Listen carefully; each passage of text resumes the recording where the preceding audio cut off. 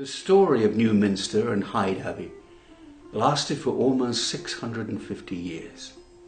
It started with a king, Edward, fulfilling the wish of his father Alfred in building Newminster, and it ended with a king, Henry VIII, who decided to pull down almost all the monasteries in the country and confiscate their wealth as part of the country's break from the Roman Catholic Church.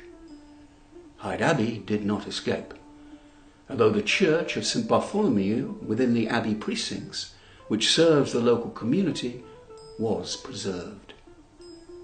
The abbot at the time was John Salcott. He took vows as a Benedictine monk and graduated from Cambridge University. As a theologian and an expert on church law, he advised the king on his divorce from Catherine of Aragon. He was highly ambitious and told the king what he wanted to hear. Through his connections with the court, he was then appointed as Abbot of Hyde, and a little later became the Bishop of Bangor, holding two jobs at the same time. So when a henchman of King Henry by name of Thomas Wriothesley arrived to demand the handover of the abbey, Salcott made no objection.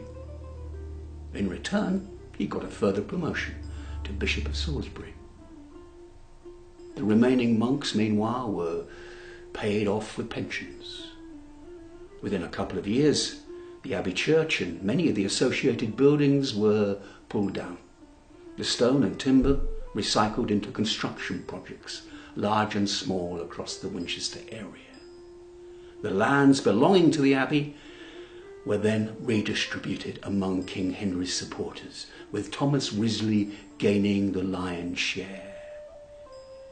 He would go on to become the first Earl of Southampton and Lord Chancellor of England, and the grandfather of Shakespeare's patron, the third Earl. Meanwhile, the abbey treasures went mostly to the king himself, and the holy relics were simply destroyed. The royal graves were wrecked. And it was not for another 250 years that the royal bones of Alfred and his family were found, but then thrown about and scattered to common ground. It was in many ways a sad ending, the savage destruction of a great and beautiful building, the loss of royal graves and fine works of art. But the story does still live on, and what is to come, I shall be here to tell.